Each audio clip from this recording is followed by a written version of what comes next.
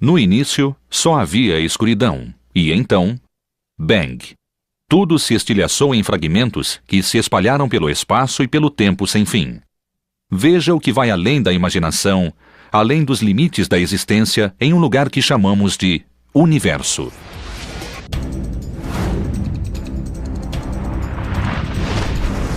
Talvez seja o santo graal da ciência planetária. Estamos sozinhos no universo é uma das questões para responder. Não temos a definição de vida. Mas vou saber quando a descobrir. A vida pode dar grandes saltos e giros. O mais interessante disso é a variedade que podemos encontrar em algum lugar. Este é um planeta solitário? Ou existe vida além da Terra? A equipe do nascente campo da astrobiologia uniu-se para tentar decifrar esse velho mistério.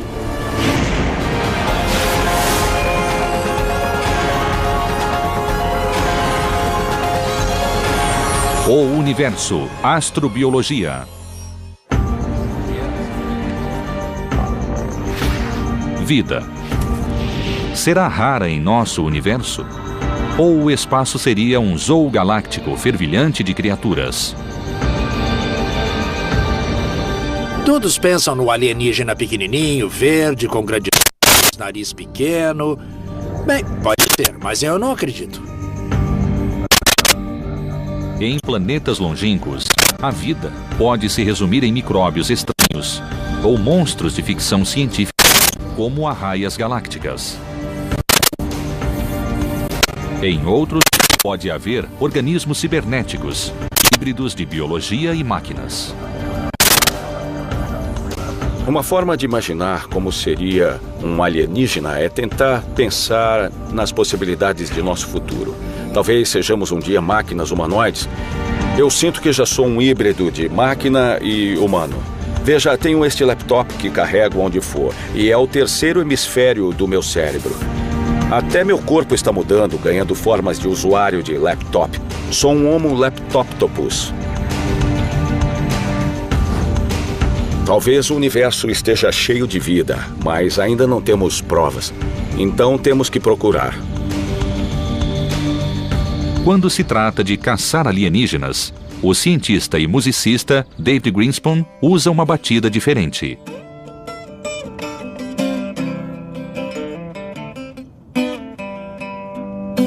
Sempre penso na vida extraterrestre. E se eles teriam música ou coisa parecida? A música é fundamentalmente ondas e ritmos. E isso é a natureza de nosso universo. Há certa musicalidade no fato de que há vibrações, ondas, ritmos e ainda tons modulados.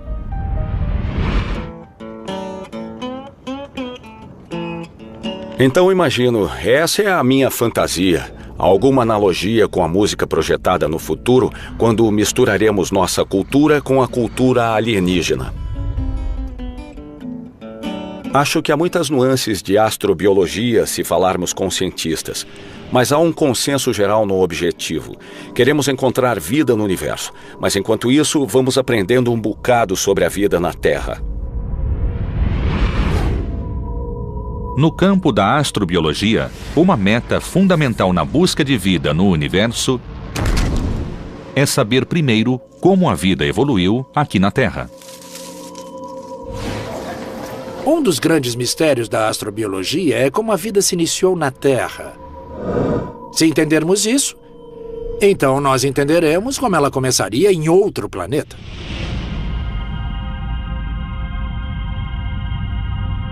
A Terra orbita no que se chama de zona habitável, uma região no espaço cujas condições são favoráveis a formas de vida como as que temos em nosso planeta. Estando na distância ideal do Sol, nossos mares não se evaporam. Nosso clima não é quente demais, nem frio demais. E temos oxigênio na atmosfera, por isso podemos respirar.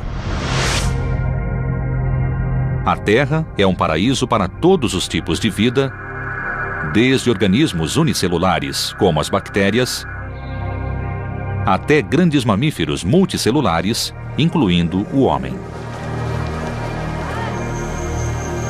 Acredita-se que toda a vida da Terra descende de um único microancestral, formado há aproximadamente 3 bilhões e meio de anos. Mas permanece um mistério como esse micróbio ganhou vida. Uma forma de pesquisar é procurar em antigas rochas onde os micróbios deixaram traços de sua existência. A geologia é a ferramenta perfeita para entender a origem e a evolução da vida na Terra, pois seu registro histórico está inteiramente gravado nas rochas que vemos por aqui.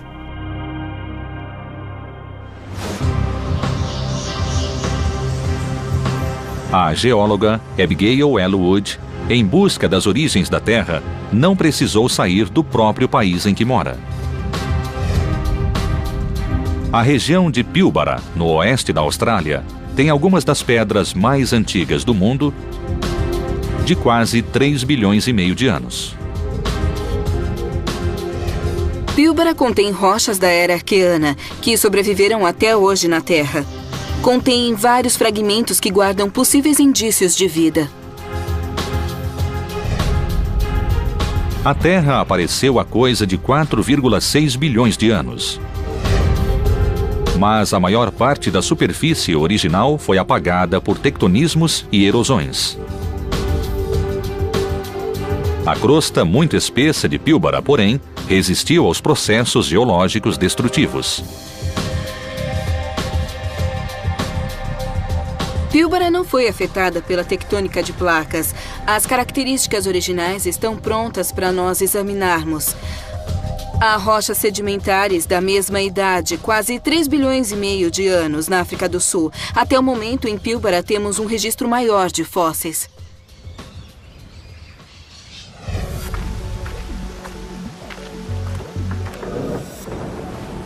Abigail passou mais de 3 anos pesquisando as formações rochosas de Pilbara e examinando certas estruturas chamadas extrematólitos, fósseis formados por organismos vivos há 3,5 bilhões de anos. Percebi que estava olhando para os remanescentes de um velho recife, um recife microbiano. Não é de coral como os que conhecemos agora, e sim de estruturas estromatólitas formadas por micro-organismos.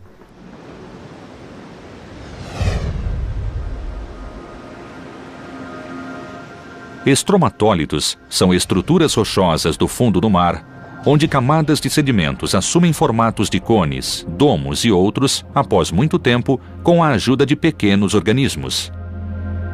O estromatólito não é vivo, mas uma estrutura feita por organismos. Quando encontramos um em fósseis, é como achar as pegadas de micro-organismos muito antigos.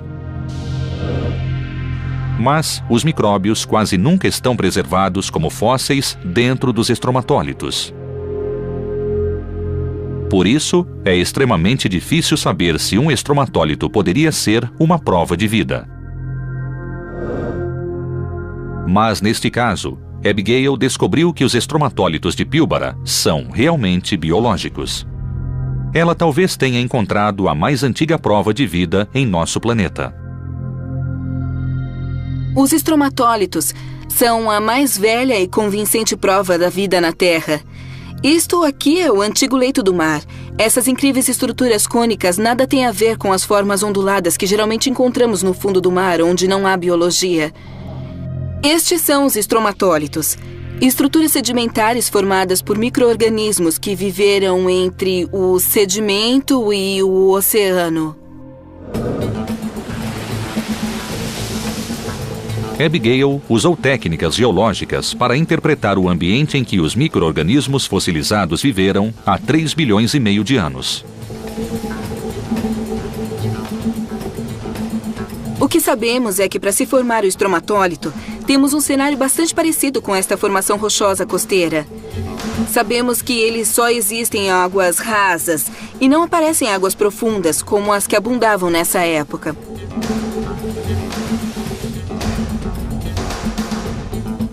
Esse ecossistema fossilizado oferece-nos um vislumbre do passado e do que talvez sejam os restos dos ancestrais do homem.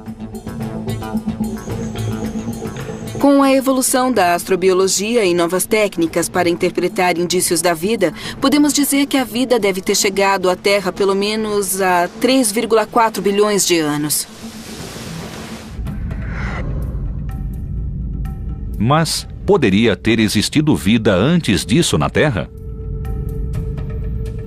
O mais antigo indício de vida não é indício da vida mais antiga.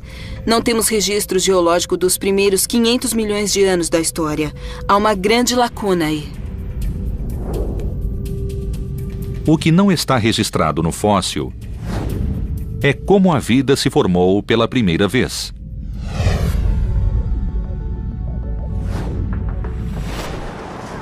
Nós, humanos, somos filhos da poeira de estrelas. Há 4,6 bilhões de anos, fragmentos estelares criaram grandes nuvens de gás em nosso sistema solar. Essas nuvens gasosas formaram partículas que iam se aglomerando e acabaram formando grandes blocos de rocha e gelo chamados asteroides e cometas. Durante milhões de anos, esses corpos colidiram e se aglutinaram para formar planetas, inclusive a Terra. Nessa época de bombardeamentos, a Terra era um mundo quente, tóxico e aquático.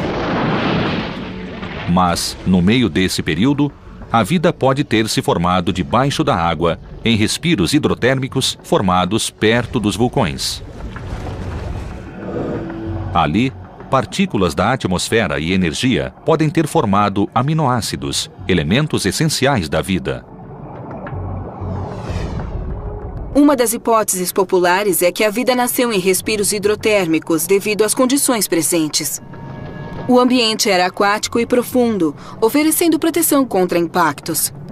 As águas rasas ainda seriam hostis no período de fortes bombardeamentos. Mas a pergunta-chave da astrobiologia é como se deu a centelha que fez a matéria inerte se transformar em matéria viva. Chris McKay é um gigante no campo da astrobiologia. Esse cientista da NASA passou mais de 25 anos tentando decifrar a origem da vida na Terra e no próprio universo. Há muitas teorias de que tudo o que é necessário para a vida foi criado aqui na Terra. Assim, o material orgânico que originou a vida seria produzido sob descargas de raios na Terra. Outra teoria é que o material que originou a vida foi criado na Terra, mas viajando. Cometas, por exemplo, seriam uma fonte deles, meteoritos de Marte e asteroides cadentes também teriam sido fontes. A matéria em si foi importada, mas a vida cresceu aqui. Mas outra teoria sugere que não só a matéria chegou aqui, mas a própria vida pode ter vindo do espaço. Não sabemos qual alternativa é a verdadeira. Toda a vida da Terra é construída com blocos essenciais que incluem carbono, hidrogênio, oxigênio e nitrogênio, e mais 2 dúzias de ingredientes. Mas o que é realmente fundamental parece ser água e carbono. O modelo biológico de água e carbono é o melhor que conhecemos, parece o melhor meio para haver vida. Os cientistas acreditam que a melhor chance de encontrar vida extraterrestre é procurar traços de carbono e água nos planetas de nosso sistema solar. Mercúrio e Vênus estão próximos demais do Sol para ter água ou atmosferas semelhantes à nossa. Mas e Marte, o quarto planeta do Sol? Estudar o mais antigo indício da vida na Terra é relevante na busca de vida em Marte. Temos indícios de que no passado Marte teria sido mais hospitaleiro, úmido, quente e tinha atmosfera. Hoje, Marte parece um deserto de pó vermelho. A atmosfera é tão rarefeita que a água congelaria e evaporaria ao mesmo tempo na superfície. Mas a topografia revela calotas polares de gelo, bem como canais e vulcões, incluindo o Monte Olimpo, o maior do sistema solar. Será que ainda há água sob a superfície marciana, onde a temperatura é mais alta? Universo, astrobiologia. Os cientistas acreditam que a melhor chance de encontrar vida além da Terra está em um de nossos vizinhos do Sistema Solar. Marte, o quarto planeta do Sol, pode ter água sob a superfície. Um bom sinal de vida. Sistemas hidrotérmicos podem existir em Marte, porque vemos grandes vulcões. Sabemos que ainda existe água sob a superfície de Marte. Essa fonte de calor e água tem todos os ingredientes necessários para uma feliz vida microbiana. Para melhor entender a geologia de Marte, o astrobiólogo Adrian Brown anda investigando os pontos quentes da Terra, especialmente no Parque Vulcânico Lassen, no norte da Califórnia. A razão de eu escolher o Parque Vulcânico Lassen são os pontos hidrotérmicos, onde encontramos minerais que não se formam em nenhum outro lugar, só aqui. São minerais ricos em sulfato que existem nas vertentes das colinas e que acreditamos serem análogas às de Marte. O fato de estarem ainda ativos significa que podemos ter uma ideia de como são amigos da vida. Essas fontes hidrotérmicas são formadas perto de vulcões. No fundo da Terra, o calor das câmaras de magma empurra a água quente e minerais nela dissolvidos através de fendas e fissuras da Terra. E tudo isso irrompe com força na superfície. A fonte fica cercada de um tesouro de minerais perfeito e adequado para um banquete microbiano. A fonte hidrotérmica que está atrás de mim seria o lugar perfeito para aterrissar em Marte. Esse ponto seria perfeito para a existência de vida, perfeito talvez até para formar as origens da vida. Esta área onde a água foi forçada para cima, carregando um manancial de energia mineral para a superfície, espalha-se em toda a volta da fonte e alimenta os micróbios, fornecendo-lhes a energia da vida. Para Chris, se Marte ainda é vulcanicamente ativo, áreas hidrotérmicas como esta também existirão. Podem ser pontos onde se originou a vida ou ainda existe, mas abaixo da superfície. Marte é o planeta vermelho que vemos ao telescópio. Mas sob a fina camada de poeira, existe uma quantidade de minerais ricos em sulfato que muitos cientistas acreditam terem sido formados hidrotermicamente, e vemos minerais semelhantes nas pedras dos montes que nos cercam aqui em Lassen. Em 2006, a sonda da NASA de reconhecimento de Marte chegou ao planeta vermelho. É equipada com um espectrômetro compacto de reconhecimento por imagem, mais conhecido por CRISM, que de certo vai revolucionar nossa visão de Marte.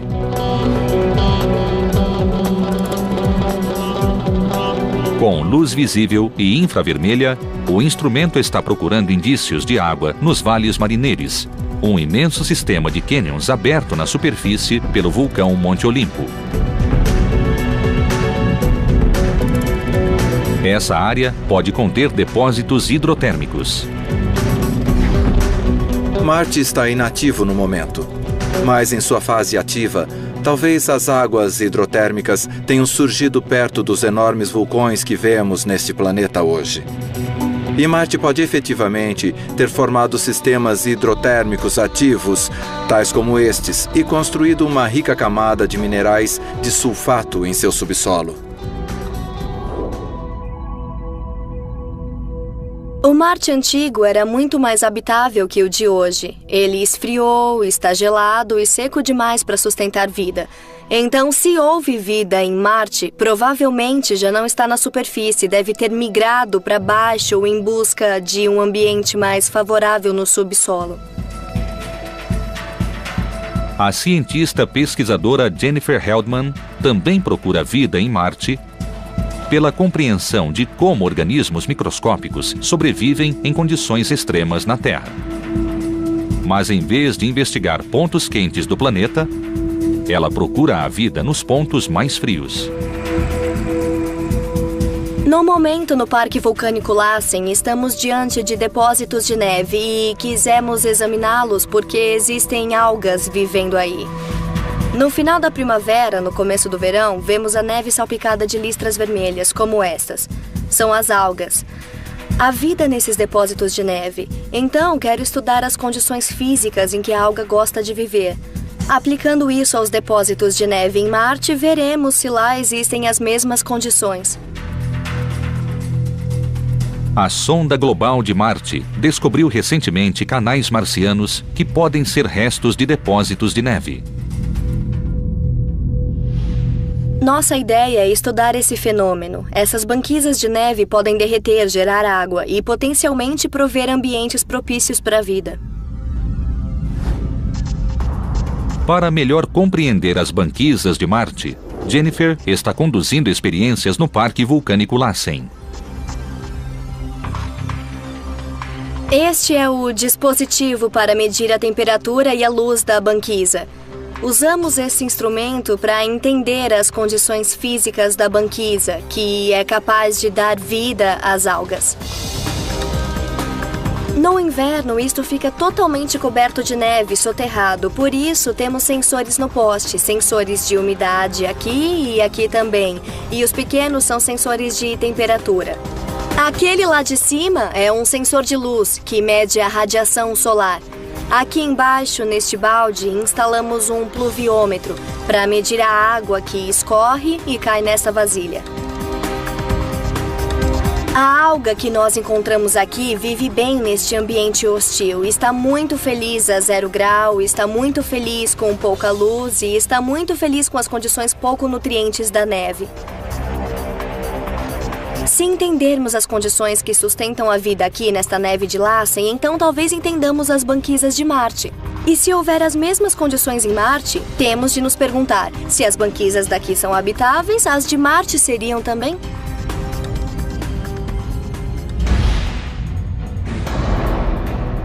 Além dos conhecidos canais de Marte, 2 imensas regiões polares também podem abrigar alguma vida em Marte.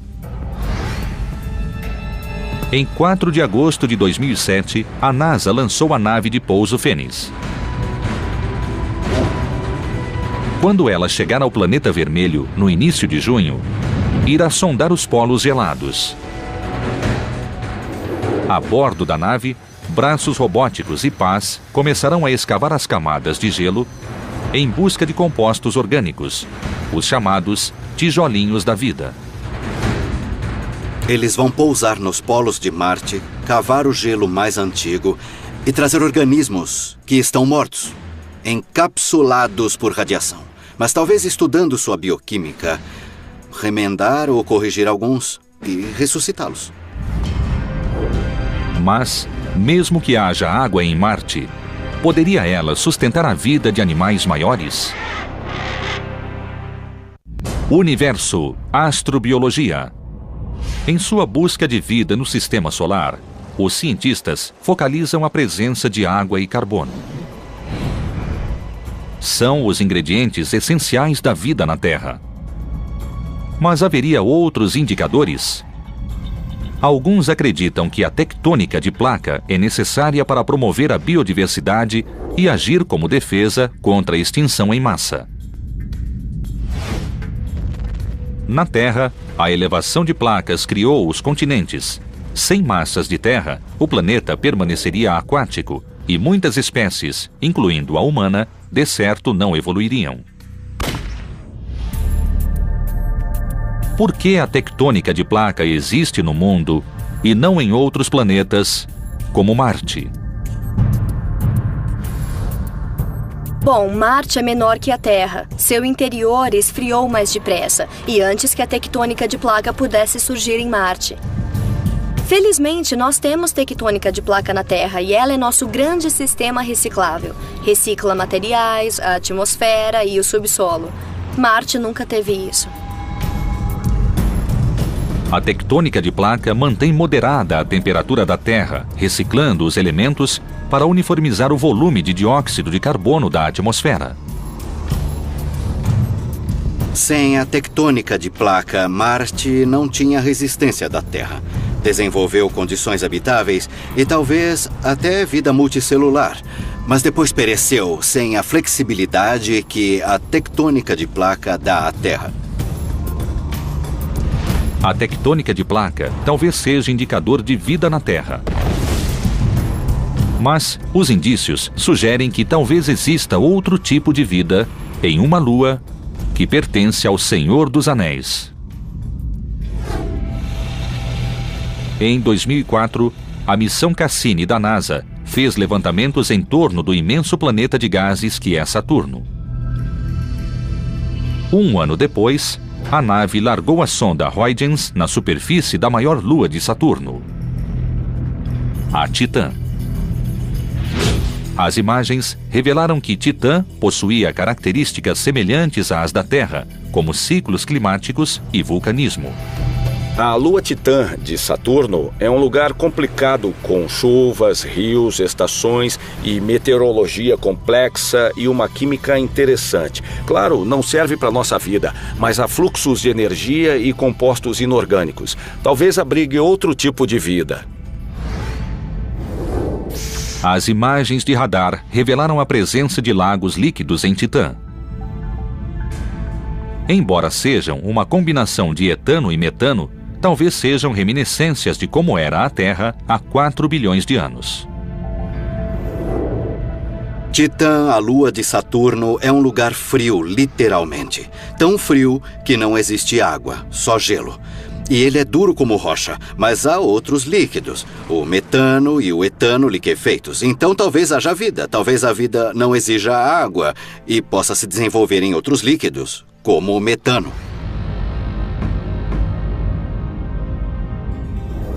A temperatura de Titã é de 180 graus abaixo de zero, mas tem atmosfera rica em nitrogênio, que produz hidrocarbonos que podem permanecer líquidos nessa temperatura.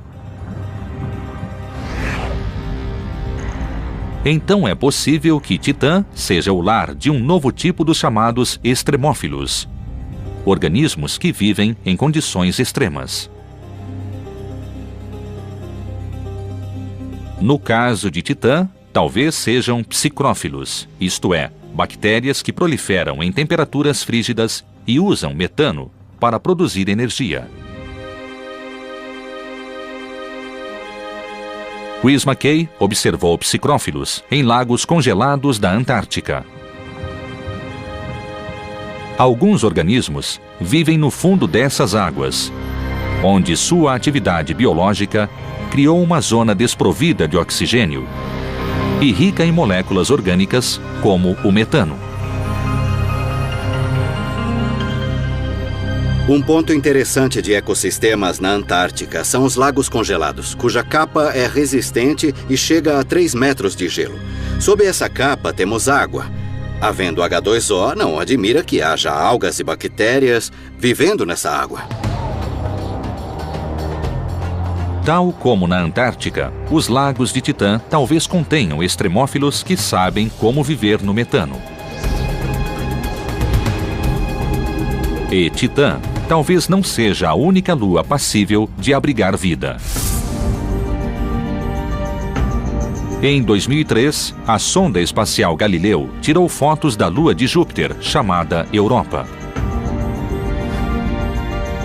Os indícios examinados sugerem que existe água sob a crosta gelada. Os cientistas acreditam que Europa tem um oceano de 80 quilômetros de profundidade. Há sinais de atividade vulcânica. Portanto, a água extremamente gelada de Europa pode se aquecer de alguns graus no leito do oceano.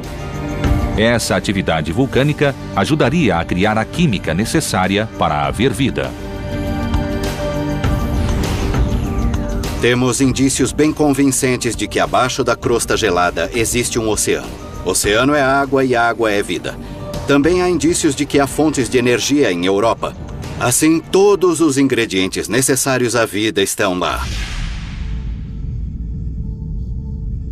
O gelo da superfície de Europa é incrivelmente espesso, cerca de 10 quilômetros de profundidade. Por enquanto, é pouco provável que uma nave nossa consiga perfurá-la para chegar ao oceano. Uma missão realística até a Europa seria pesquisar a superfície em busca de organismos que subiram à tona e foram depositados em algum ponto. Mesmo mortos, eles são biológicos e poderíamos estudá-los.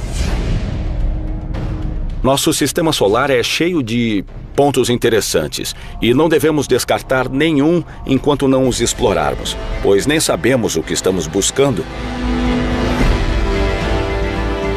Armados de alta tecnologia, os astrobiólogos ampliaram a busca de vida extraterrestre. A próxima fronteira inclui nada menos que a Via Láctea e vai além. O Universo Astrobiologia. A astrobiologia vai empurrando os limites da ciência moderna. Agora, existem instrumentos sofisticados para localizar exoplanetas, ou seja, planetas que estão fora do sistema solar.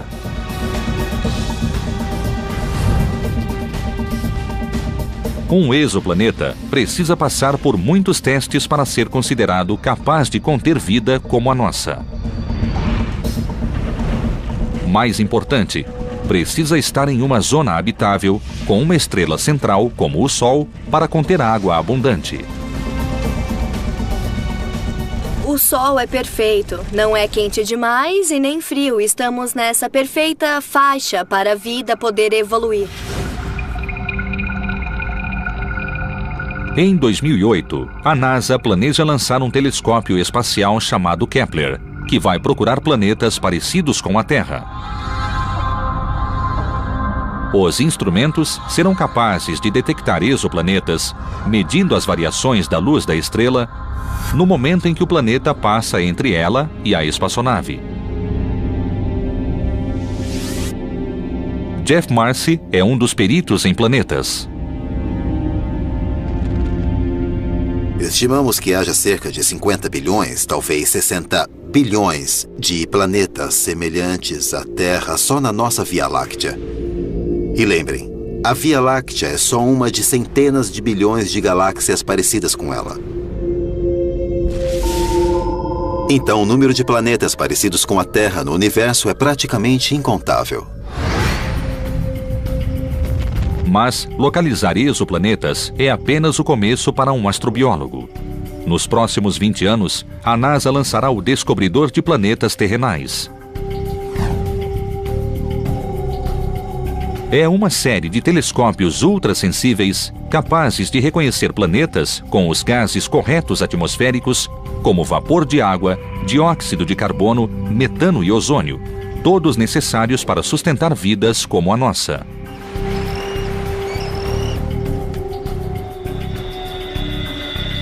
Com esse quadro, podemos captar a luz desse planeta e abrir seu espectro, azul, verde, amarelo, vermelho, até o infravermelho, e analisar essa luz para a composição química, talvez para a composição biológica daquele planeta. E talvez encontremos sinais de vida sob várias formas. Por exemplo, oxigênio.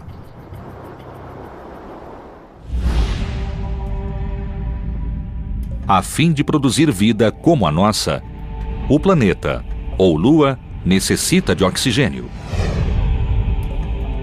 Há 3,4 bilhões de anos, a única vida em nosso planeta eram micro-organismos unicelulares. À medida que essa vida primitiva absorvia a energia do Sol, foi formado um pigmento verde chamado clorofila. Daí nasceu a fotossíntese, um processo químico que converte dióxido de carbono e água em energia com o descarte do oxigênio. Os organismos unicelulares evoluíram para a cianobactéria, uma das primeiras estruturas da Terra. A cianobactéria injetou vasta quantidade de oxigênio nos oceanos e no ar. Novas vidas emergiram que se diversificaram e desenvolveram em grandes espécies multicelulares até finalmente chegar ao homem. A Terra não teria oxigênio na atmosfera não fosse a vida vegetal. Com a fotossíntese gerando o oxigênio que, de outro modo, oxidaria a rocha e desapareceria. Assim, sem dúvida, o oxigênio é a marca da vida na Terra. Se a gente examinar outro planeta e detectar oxigênio na atmosfera, seria um sinal-chave. Não definitivo, mas bom elemento de discussão, de que esse planeta também produz vida fotossintética.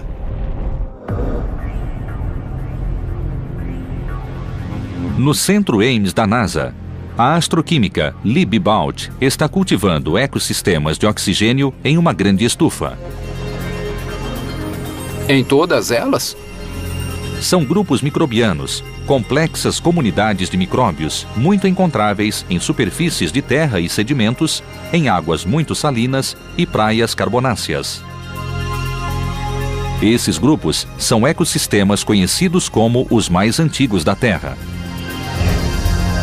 Bibaut quer saber se esses micróbios podem existir em outros planetas, produzindo oxigênio e permitindo que a vida evolua.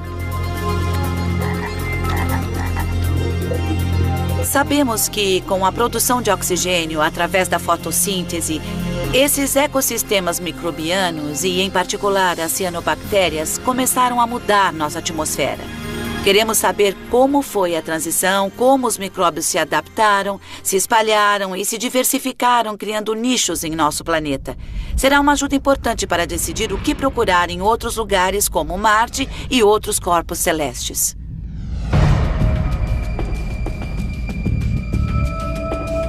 Se existe vida na Via Láctea ou em galáxias distantes, seria realmente parecida com a nossa?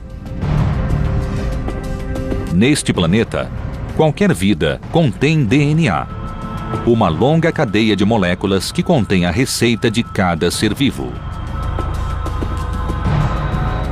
É ele que permite à vida se duplicar e se ramificar, criando a chamada árvore da vida. Mas haveria alternativas? Talvez a vida em outro mundo tenha carbono e água como base, mas sem o DNA. Talvez use diferentes tipos de moléculas para guardar informações. A ideia é empolgante. Mas poderia existir vida que não exigisse DNA, carbono ou água? Talvez nosso planeta seja primitivo comparado aos demais. Pode haver planetas adaptados para uma vida muito mais avançada. Muitos dos nossos colegas pesquisadores procuram uma vida que eu chamo, de modo um pouco simpático, de imbecil. Procuram micróbios, mas deve existir coisa maior. Alguns astrobiólogos querem contatos imediatos com algo maior que um micróbio. Eles procuram vida inteligente, talvez mais inteligente do que a nossa. Universo, astrobiologia. A busca da vida estende-se além da busca de simples bactérias. Em astrobiologia, uma respeitada equipe de cientistas busca fazer contato com algo muito maior. É claro que procuramos vida inteligente no espaço e mais. Eles têm de ser não só inteligentes, como tecnologicamente competentes.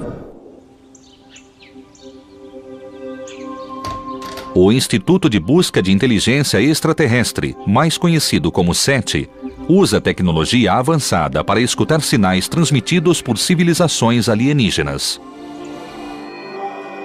A ideia é que, se os humanos precisam se comunicar, talvez as nações extraterrestres também queiram se comunicar. O que fazemos aqui é enviar e captar sinais, sejam ondas de rádio com nossas antenas, sejam flashes de raio lasers, talvez eles usem laser para enviar impulsos de luz em nossa direção. Não sou homem, sou micróbio. Sou também Seth Shostak do Instituto SETI, cuja missão é entender a origem da vida no universo. Sou Molly Bentley, bem-vindos ao programa. Lembramos que há mais na vida do que você vê no zoológico. No SETI, o astrônomo Seth Shostak mantém um programa de rádio transmitido por iPod. Onde conversamos com micróbios. Muitos coabitam com você. E você está ouvindo um micróbio. Seth transmite ao vivo notícias informativas ligadas à ciência para os terráqueos, bem como outras civilizações avançadas que consigam ouvi-lo. Cynthia Phillips, obrigado por vir. Gostamos muito de ondas de rádio e iniciamos um programa semanal que sempre transmitimos. Muita gente se interessa pelo SETI, porque o mundo se interessa por alienígenas, tal como se interessa por dinossauros. A curiosidade é grande. Então, aproveitamos esse interesse geral no que fazemos e damos informações sobre assuntos mais amplos de ciência e tecnologia. O SETI tem buscado sinais desde a década de 60, mas nenhum extraterrestre o chamou ainda. Esse silêncio tem alimentado o ceticismo. Vamos encontrar muitos planetas com vida. Creio que a inteligência será mais rara. E não seria uma inteligência igual à nossa, a dos humanos. Isso será raro. Mas é claro que é só uma intuição.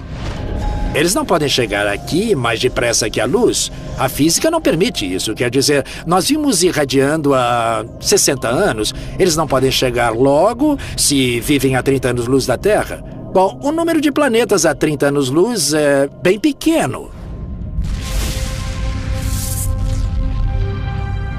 Nosso universo tem mais de 12 bilhões de anos. O planeta Terra só apareceu há cerca de 4,5 bilhões de anos. Portanto, há planetas milhões ou bilhões de anos mais velhos que nós. Então, se houver vida além da Via Láctea, potencialmente será milhões ou bilhões de anos mais avançada do que a nossa. Espécies verdadeiramente inteligentes, se existirem, com certeza nos olhariam como nós olhamos para formigas ou bactérias, como exemplo primitivo de vida. Qualquer ser que conheçamos será muito mais avançado do que nós, pelo menos muito mais velho do que nós, porque tem civilização muito mais antiga que a nossa. Se houver civilizações inteligentes além da Terra, como seriam elas? Se houver inteligência no espaço, ela já saiu da inteligência biológica. Será uma inteligência de máquina. Uma inteligência pensante que representa 1 milhão de anos de evolução além de nós, que sabe como tudo se constrói, deve ser uma coisa assustadoramente inteligente. Não há uma razão lógica para não haver máquinas de outros mundos explorando o nosso planeta, vindo para nosso espaço. Talvez até tentando interagir conosco de algum modo. Quer encontremos bactérias, quer civilizações avançadas, qualquer que seja, a descoberta de vida revolucionará o modo de encararmos o universo e a nós mesmos. Até lá, continuará sendo um dos maiores mistérios sem solução de todos os tempos. Encontraremos um verdadeiro zoológico quando descobrirmos vida lá fora. Todo tipo de códigos, informações e moléculas sempre criando o fenômeno da vida. Quem trabalha nesse campo é meio doido, então teremos contato com doidos alienígenas. Mas vai ser divertido discutir equações, ou talvez contatemos ETs moderninhos ou boêmios. Sempre será engraçado. A você, que ainda não conhecemos, obrigado por falar comigo. Sou Seth Shostak, do Instituto SETI, onde sempre escutamos e de vez em quando transmitimos. Será rara em nosso universo? Ou o espaço seria um zoo galáctico fervilhante de criaturas? Todos pensam no alienígena pequenininho, verde, com grande nariz pequeno. Bem, pode ser, mas eu não acredito. Em planetas longínquos, A vida pode se resumir em micróbios estranhos ou monstros de ficção científica, como arraias galácticas. Em outros, pode haver organismos cibernéticos, híbridos de biologia e máquinas. Uma forma de imaginar como seria um alienígena é tentar pensar nas possibilidades de nosso futuro. Talvez sejamos um dia máquinas humanoides. Eu sinto que já sou um híbrido de máquina e humano. Veja, tenho este laptop que carrego onde for, e é o terceiro hemisfério do meu cérebro. Até meu corpo está mudando, ganhando formas de usuário de laptop. Sou um Homo laptoptopus.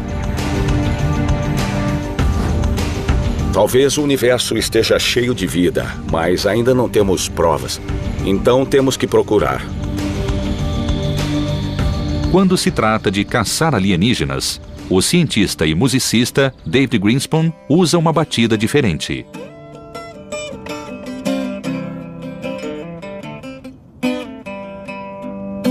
Sempre penso na vida extraterrestre. E se eles teriam música ou coisa parecida? A música é fundamentalmente ondas e ritmos. E isso é a natureza de nosso universo. Há certa musicalidade no fato de que há vibrações, ondas, ritmos e ainda tons modulados.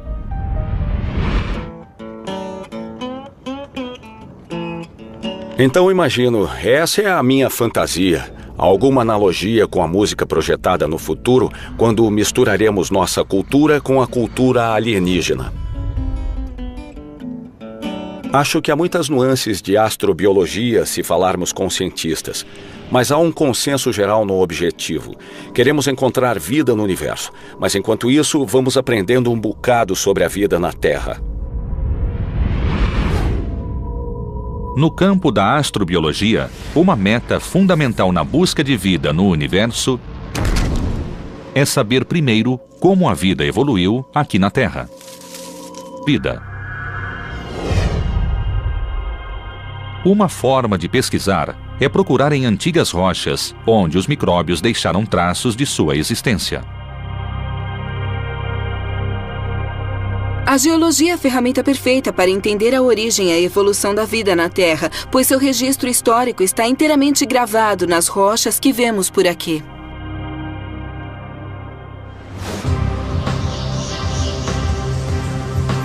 A geóloga Abigail L. Wood, em busca das origens da Terra, não precisou sair do próprio país em que mora. A região de Pilbara, no oeste da Austrália, tem algumas das pedras mais antigas do mundo, de quase 3,5 bilhões de anos. Pilbara contém rochas da era arqueana, que sobreviveram até hoje na Terra. Contém vários fragmentos que guardam possíveis indícios de vida. A Terra apareceu há coisa de 4,6 bilhões de anos.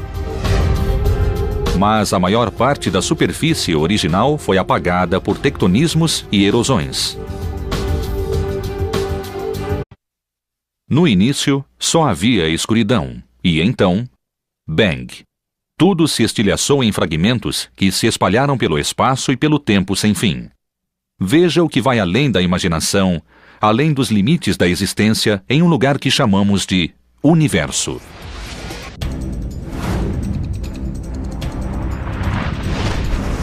Talvez seja o santo graal da ciência planetária. Estamos sozinhos no universo? É uma das questões para responder. Não temos a definição de vida. Mas vou saber quando a descobrir. A vida pode dar grandes saltos e giros.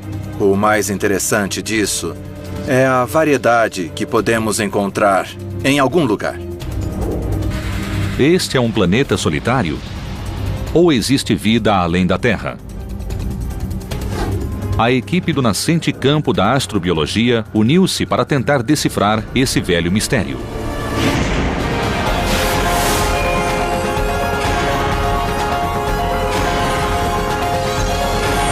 O Universo, Astrobiologia.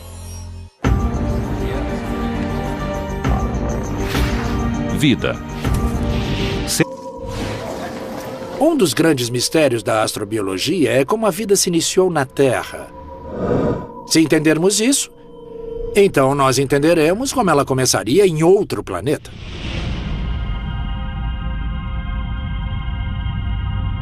A Terra orbita no que se chama de zona habitável, uma região no espaço cujas condições são favoráveis a formas de vida como as que temos em nosso planeta.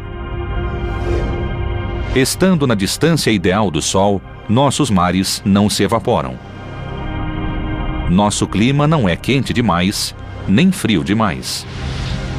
E temos oxigênio na atmosfera, por isso podemos respirar.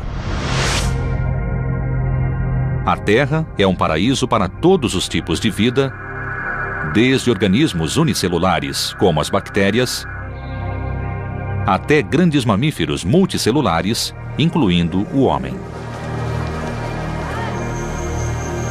Acredita-se que toda a vida da Terra descende de um único microancestral, formado há aproximadamente 3,5 bilhões de anos. Mas permanece um mistério como esse micróbio ganhou vida.